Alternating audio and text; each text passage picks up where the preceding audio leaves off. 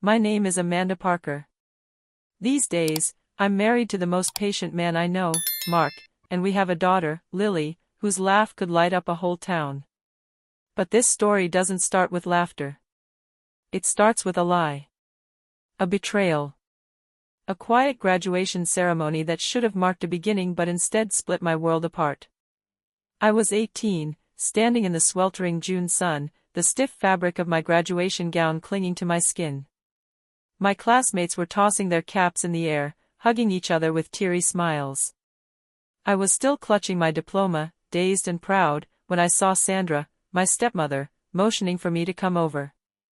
She wore that same tight smile she always used when she was about to say something cruel but wanted it to sound like kindness. Her lipstick was perfect, her voice sugar-sweet. "Amanda," she said, resting her manicured hand on my arm, "I just wanted to let you know, the college fund your father left behind, it's not going to you after all." The words didn't land at first.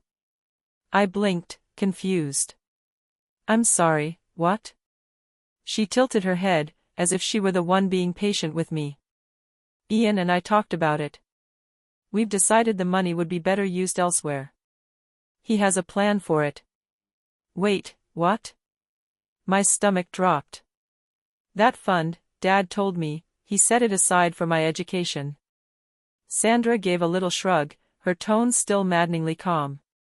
"He did. But things change, Amanda. And honestly, you've always been more of a dreamer. College isn't for everyone." And just like that, she walked away, as if she hadn't just detonated a bomb in my chest. I stood there, trying to breathe, trying to make sense of it. Ian, my older brother, sauntered over like he'd been waiting for his cue. Tall, polished, confident, Ian had always been our mother's favorite, even when she tried to hide it. "Don't look at me like that," he said with a chuckle. "I'm going to invest the money, start something real. It's what Dad would have wanted, something practical. And hey, if college means that much to you, you can take out loans. Like everyone else." He clapped me on the shoulder, like that made it okay. I wanted to scream. I wanted to cry. But all I could do was walk away, heart pounding, shame burning in my cheeks. I don't remember much else about that day. The celebration. The cake. The photos. They all blur into a gray fog of betrayal.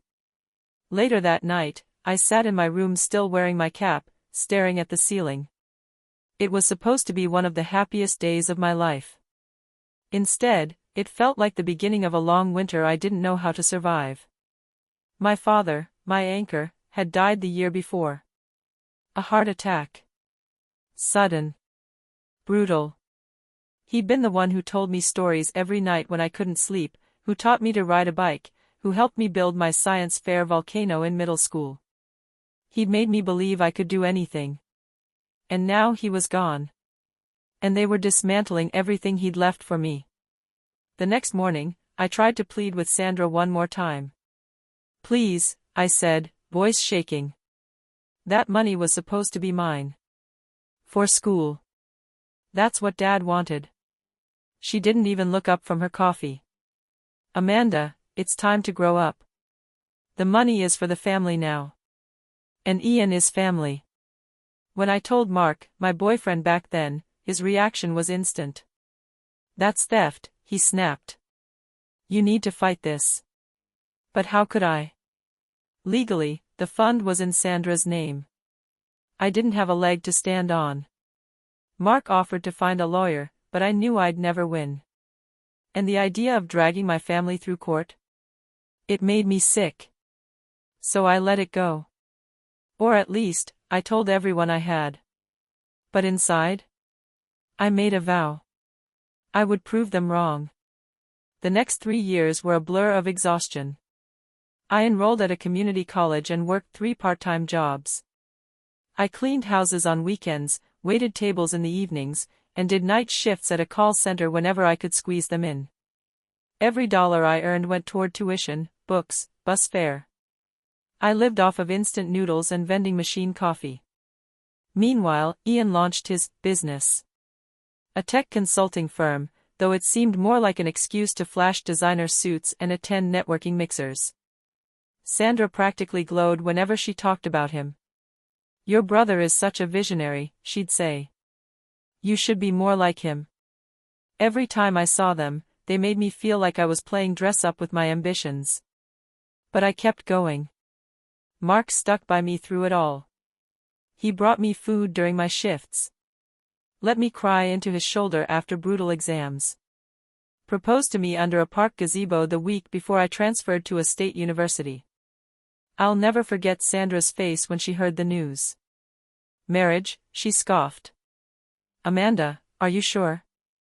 That's a big step for someone who's still figuring her life out." "And Ian?" He grinned and said, "Maybe focus on finishing your degree first. If you even finish."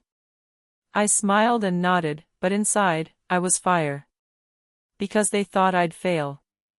They didn't know that late at night, when I couldn't sleep from the stress, I would read through my dad's old journals. I found them the day I moved out. A dusty cardboard box marked "Ideas." Notebooks full of sketches, notes, blueprints. His dreams, his projects. And one in particular, a software concept he'd been developing, something Ian clearly never knew about. It was genius. And it was mine now. The one thing Ian didn't know existed. The one thing he overlooked. And I was going to build it. It started in my cramped apartment, the blueprint of my future spread out across our tiny kitchen table, next to half-eaten toast and my unpaid electric bill. My father's handwriting filled the yellowed pages of his old notebook, diagrams scrawled between coffee stains and creases. His ideas were rough, half-formed, but brilliant. They outlined a software platform for predictive maintenance in industrial systems, something that could save companies millions by preventing failures before they happened. I had no background in software engineering. None. But I had drive. And I had YouTube. And I had Mark. He was the first person I showed the notebook to. He scanned every page slowly, then looked up at me with something electric in his eyes. "Amanda," he said, "do you know what this is?" I did. Even if I couldn't explain it yet. That summer, while balancing classes and night shifts, I started teaching myself how to code. Python. SQL. I watched tutorials until 3 a.m., built mock-ups during my breaks, and begged a TA from my database class to help me refine my project. Every dollar I earned went into basic equipment and hosting fees. Mark helped with the design, using his background in web development to build a clean interface. I handled the logic. I'd whisper lines of code in my sleep, and every time I fixed a bug, it felt like winning a war. It was messy. Tedious. Glorious. I named the project Progenics. No one knew about it. Not Sandra. Not Ian. Especially not Ian. He had started gaining traction, his company, flashy and surface level, had landed a few contracts with small firms and an article in a tech blog that he printed and framed. Sandra threw a party. She called it a celebration of vision. I was invited, of course. I showed up in a thrift store dress, Mark by my side in a shirt he ironed himself. The moment we walked in, I felt it, that subtle tightening of air. The kind that always greeted me around Sandra. She swept toward me with a glass of white wine, her eyes cool as ever. "Amanda," she said, her smile brittle, "I heard you're still studying. Must be hard juggling school and marriage." I just smiled. "It is," I said. "But I like a challenge." Ian emerged from a crowd of admirers, wearing a blue suit and the kind of smile that suggested he'd won something. "Hey sis," he said, pulling me into a one-armed hug. "Still waiting tables?" "Still building," I replied. He didn't ask what I meant. He never did. To him, my world was invisible. That night, Mark and I went home and stayed up until sunrise debugging a new module. Progenics was almost ready to launch. I couldn't afford marketing or investors, but I had something better, a proof of concept and a pilot program with a professor's friend who ran a small manufacturing plant. It worked. Within 2 months, they cut downtime by 40%. They gave me a testimonial and a check that made me cry in the parking lot. Not because it was a lot, it wasn't. But it was the first time someone paid me for something I built. Me. I turned that check into seed money. Built a pitch deck. Started cold emailing local businesses, offering a 3-month trial of Progenics. Some ignored me. Some said no. But a few said yes. And it grew.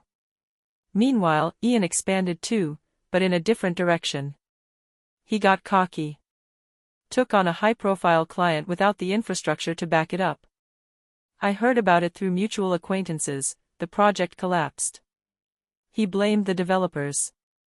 Quiet layoffs began. Sandra went silent for a few weeks. Then, just before my graduation, my real one, from university, Mark came home with an envelope. "You should see this," he said, dropping it on the table. It was a flyer. Ian was rebranding. Again. Mercer Digital Solutions, a new era of predictive tech. I stared at the tagline. Revolutionizing industrial efficiency. My stomach turned cold. He had found Dad's notebooks. But not the full set. Only the top layer I had deliberately left in the attic, an incomplete version. Enough to give him buzzwords, but not enough to understand the architecture. Not without the real logic. The part one had. He was going to try to launch it. But it wouldn't work. Because the key, what made Progenics different, was an adaptive algorithm I built from scratch, inspired by my father's notes but entirely my own. Ian didn't have it. Couldn't fake it. And when his system failed, people would notice. Graduation came and went quietly. No one from Sandra's side showed up. Mark clapped the loudest. Lily, in her little shoes and pink bow, toddled toward me as I stepped off stage, and in that moment, I didn't feel small anymore. I felt ready. Because my brother may have taken everything once. But I held the one thing he overlooked. And I was about to use it. Ian launched the beta version of his software with a splashy press release, a champagne-soaked launch party, and what he called a game-changing technological leap. The photos were everywhere, him in a tailored black suit, flanked by executives and influencers, holding up a symbolic server cable like he'd invented the internet. Sandra posted about it on Facebook with the caption, "Proud doesn't even begin to cover it." I stared at the photos on my screen, sitting at the Progenics desk I had shoved into the corner of our living room. Lily was napping. Mark was washing dishes. And I was watching a man who had once told me to take out loans, like everyone else, pretend to revolutionize an industry with technology he barely understood. 3 days later, I got the first email.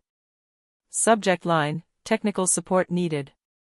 It was from one of Ian's first clients, a mid-sized auto parts manufacturer.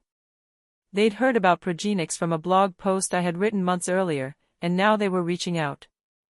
I called them back the same afternoon. His system flagged 30 false positives in a week, the manager said, exhausted. Shut down a perfectly good line. We're bleeding money. I didn't say anything about Ian. I just listened. Then I offered a trial of Progenics. 2 weeks later, they signed a full contract with me. Ian's launch wasn't just flawed. It was unraveling. Word started spreading, quietly at first. One by one, I began picking up his dissatisfied clients. Not because I was trying to sabotage him, but because I had the real deal. My software worked. It adapted. It didn't just spit out warnings, it learned from the environment and refined its algorithms. A month after his launch, Ian called me. He never called me. "Hey," he said, like we were just catching up. "I heard you're doing some freelance stuff." I almost laughed. "Yeah. Something like that." Pause. "We should talk. There's potential for collaboration." There it was. The first crack in his pride. I could picture him pacing his sleek office, Sandra sitting nearby, maybe even suggesting he'd loop in Amanda. I bet it burned. Sure, I said. Come by next week. We'll talk. When he arrived, he looked tired. Paler than I remembered. But he still had that smug tilt to his chin. Mark sat in the next room, pretending to read while eavesdropping like a professional. Ian looked around at my modest setup, 2 laptops, a whiteboard with diagrams, Lily's crayon masterpiece tacked in the corner, and said, "This is quaint." I smiled. It gets the job done. He cleared his throat. Listen. I know we've had issues in the past. But there's an opportunity here. I've seen your name floating around. Clients talking. What if we joined forces? I've got the infrastructure, the brand. You've got something that works. I stared at him. Really stared. You want me to fix what you broke, I said softly. But you don't want to admit you broke it. He opened his mouth, then closed it. I'm offering you a chance to scale. I'm building something. Something Dad started. But I'm doing it right. His jaw tensed. You're holding on to ancient scraps in a notebook. I stood. Those scraps are what built Progenics. And the parts you stole? They were the decoys. His eyes flicked up to mine, and for the first time in years, I saw it, fear. Real fear. You're bluffing, he said. I stepped closer. Calm. Certain. You really think I'd leave the actual architecture where you could find it? Come on, Ian. Even dreamers know how to play chess. He left without another word. Later that week, his website went offline. His press mentions disappeared. Sandra stopped posting. And I landed my biggest client yet, a national logistics company that had read the auto parts case study and wanted in. Progenics wasn't just growing. It was rising from the ruins Ian left behind. But I wasn't done. Because the story wasn't just about revenge. It was about reclaiming what was mine. 3 weeks after Ian walked out of my apartment, I got a letter in the mail, an actual envelope, addressed to me in Sandra's handwriting. The last time she'd sent me anything, I was 13 and she was mailing a birthday card 3 days late. Inside was a single page. No greeting. No signature. Just one line. You've made your point. Call me. I almost dropped it from how cold it felt. Mark read it over my shoulder, then looked at me. You know what this means, right? Oh, I know exactly what it means, I said, folding the letter neatly and setting it aside. Sandra's not used to losing. And now, she's scared. Progenics had gone from 5 clients to 15 in 2 months. I had hired my first contractor, Tessa, a brilliant software engineer who worked remotely from Vermont. She helped me rewrite parts of the system to scale more smoothly. We were still tiny, but we were making enough money to pay our team and build a proper launch campaign. And Ian? He had gone radio silent. Until I ran into one of his old developers at a tech conference. His name was Leo. Nervous, fidgety, and clearly stressed. Are you Amanda? He asked, glancing around like someone might drag him away mid-sentence. Yes. Can I help you? I just wanted to say. I think you're doing amazing work. I saw what Progenics is doing. It's clean. Smart. I tilted my head. Did you work for Ian? He laughed bitterly. Not anymore. He laid off the whole dev team last month. Said funding fell through. Of course it had. But it wasn't just the funding. It was trust. Ian's reputation had tanked. The investors he'd charmed with slick PowerPoints started asking for results. Real ones. And when the data didn't line up, they jumped ship. Sandra had probably poured more money into the sinking ship trying to keep it afloat. And now, it was clear they were scrambling. I didn't call her. But she showed up anyway. One evening, around 6, Mark opened the door and called out, Amanda, it's her. Sandra stood on our doorstep in a cream trench coat and heels that didn't quite match the sidewalk. She looked older. Tired in a way I'd never seen before. "Amanda," she said. "May I come in?" I let her. Mostly because I wanted to see what she'd say when she no longer held all the cards.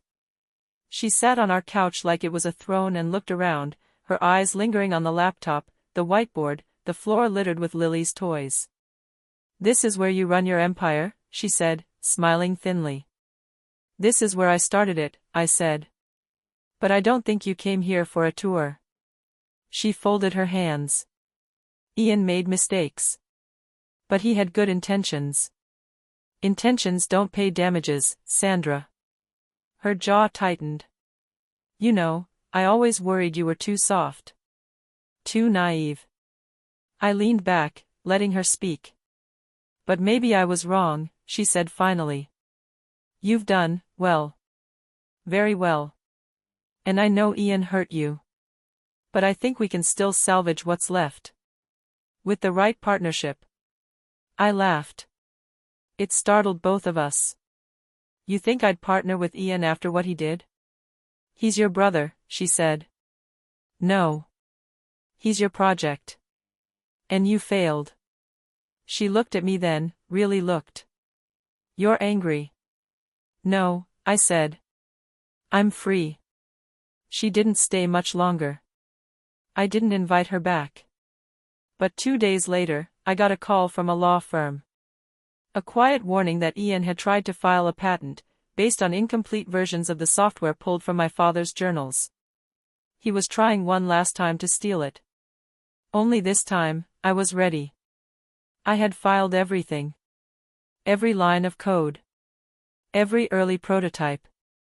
Every record of testing, licensing, documentation. And I had something even stronger, my father's original notebook, the one he left me, complete with dates, notes, and even a letter to me he had written before he died. It started. "Amanda, if you're reading this, it means you're ready to build something of your own."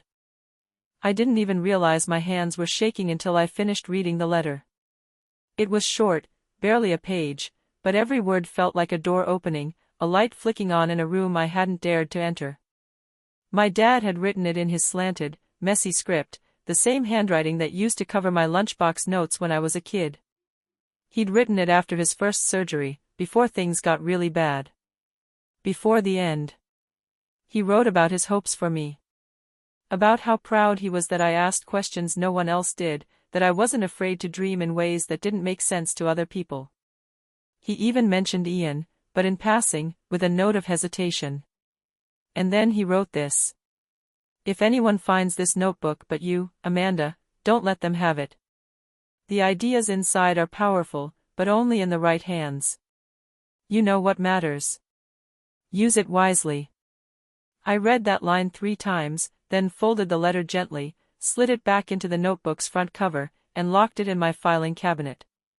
Sandra and Ian might have stripped me of a college fund. They might have tried to break me down and write me off.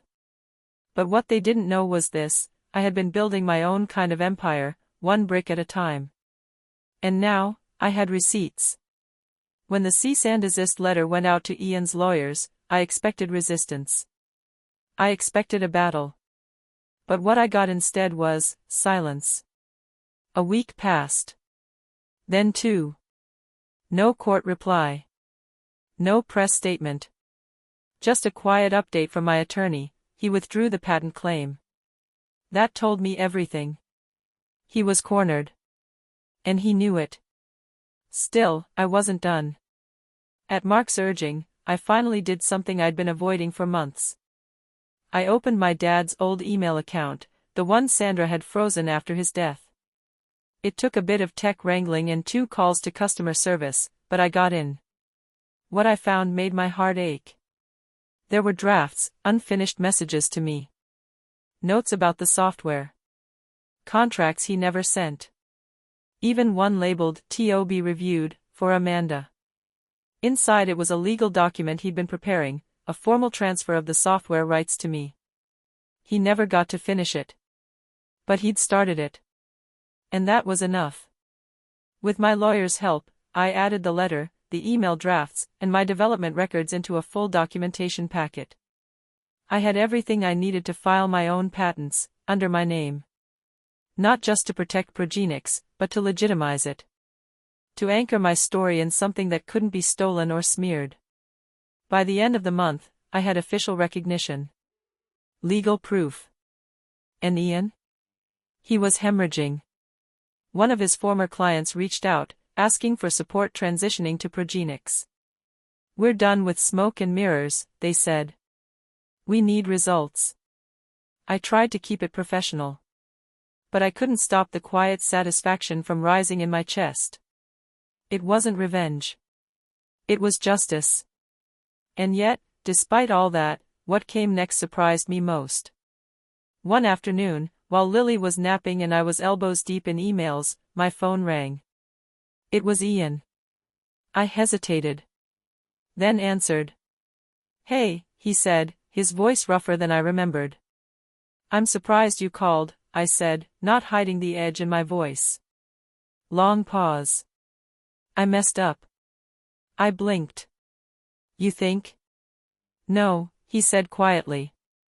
"I mean it. I didn't get it. What Dad built, what you built. I thought I could shortcut it. But I see it now. You earned this. All of it." For a long time, I didn't say anything. I just listened to the silence on the other end. I couldn't tell if he was being sincere or if this was just another manipulation. But a part of me, some small, soft part, wanted to believe he meant it. Still, I couldn't forget. "You took everything from me once," I said finally. "But now I have everything I need. You can't undo that." "I know," he said. "I just wanted to say it." Then he hung up. I stared at the screen for a long time. Then I got up, walked into Lily's room, and sat beside her crib. I wasn't the girl they overlooked anymore. I was the woman who held the one thing they never understood. Vision. The first time I saw the name Progenics in a national tech journal, I almost didn't believe it was real. It was a small mention, buried in a larger piece about up-and-coming predictive tech disruptors, but there it was, my company, my software, my name. Amanda Parker. Founder. Developer. Visionary. I read the sentence 5 times. Then I burst into tears. Mark found me like that, curled on the couch with my laptop in my lap, eyes blurry and breath catching in my chest. He didn't say anything, he just sat down beside me and pulled me close, letting the silence say everything. We had come so far. 6 months earlier, I was juggling temp jobs and lecture notes. Now, I was speaking on panels. My inbox was full of inquiries from firms I never dreamed I'd reach. I even had to hire a part-time assistant to help with scheduling, something I never imagined needing. It was thrilling. And terrifying. But in the best way. Still, with every step forward, I kept waiting for the shadow to return. For Sandra to send another cold, clipped letter. For Ian to slither back with some new ploy, some underhanded angle. But they didn't. And I realized, they couldn't. They had no power here anymore. The turning point came on a rainy Tuesday in October. I was attending a regional innovation summit as a featured speaker, my first keynote address. Mark helped me zip up my dress, kissed my forehead, and whispered, "Go show them who you are." The venue was a sleek hall with floor-to-ceiling windows. As I stood behind the curtain waiting for my cue, I felt the flutter of nerves tap-dancing in my stomach. Not because I was afraid to speak. But because I finally had something to say. When I walked onto that stage, the applause washed over me like a wave. The lights were blinding, but I found Mark's face in the crowd. And just like that, I wasn't afraid anymore. "My name is Amanda Parker," I began. "And when I was 18, I was told that my dreams weren't practical. That I wasn't built for success. That I should settle for less." I paused. But they forgot something important. They forgot that drive doesn't come from money.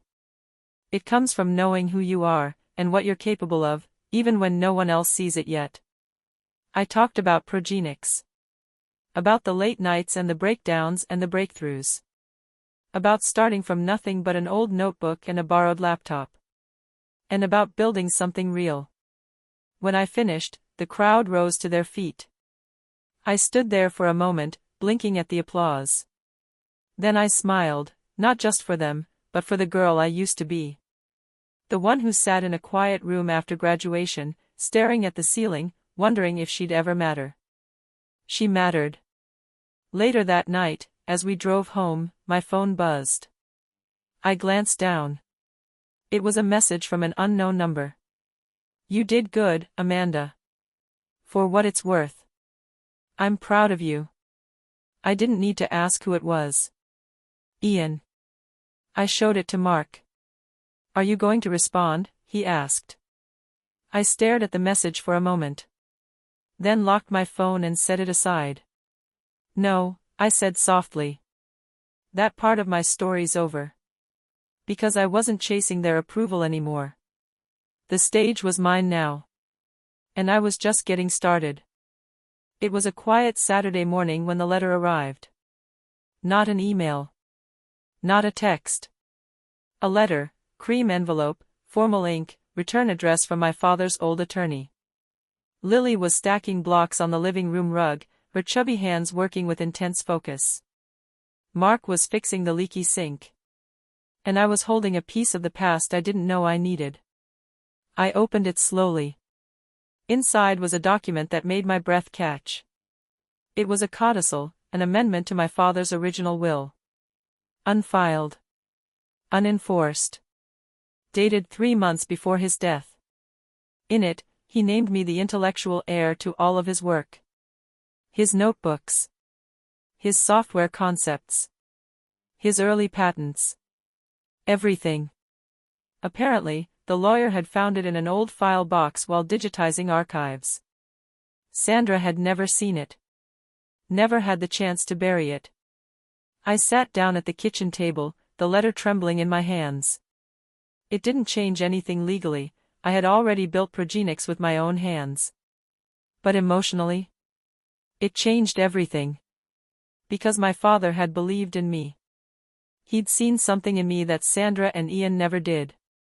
And now, I had proof. I told Mark that evening, showing him the papers. He read it silently, then pulled me into his arms. "He always knew," he whispered. "Even if they tried to erase it." I didn't tell Sandra. Or Ian. I didn't need to. They had built a tower on sand, and when it crumbled, they looked everywhere for someone to blame, never realizing the storm was one they'd created. Meanwhile, I had built something better. Something lasting. Months passed. Progenics grew. We hired 2 more developers, a small sales team, and even a part-time operations lead. We moved into a modest office space, bare walls, buzzing lights, and a window that overlooked the city I'd once felt too small for. I loved it. Every inch of it. Sometimes I'd bring Lily to work, and she'd sit in the conference room with her crayons while I pitched to clients across the country. She didn't understand the words, but she understood the energy. She'd clap at the end of every meeting like I'd just performed a magic trick. And maybe I had. One afternoon, I sat alone at my desk, watching the sunlight spill across the floor. I pulled open the drawer and took out my dad's original notebook. The edges were frayed now. The ink fading. But it was still here. I flipped to the last page. The one he never finished. It ended mid-sentence. So I wrote the rest. Progenics exists now.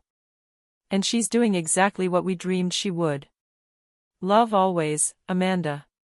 Then I closed the notebook, tucked it back into the drawer, and stood up. Outside my office, my team was laughing, someone had brought in cupcakes for a birthday. The energy was electric. Creative. Alive. This was mine. Not inherited. Not gifted. Not stolen. Built. And for the first time in my life, I wasn't looking over my shoulder. Because I'd made it.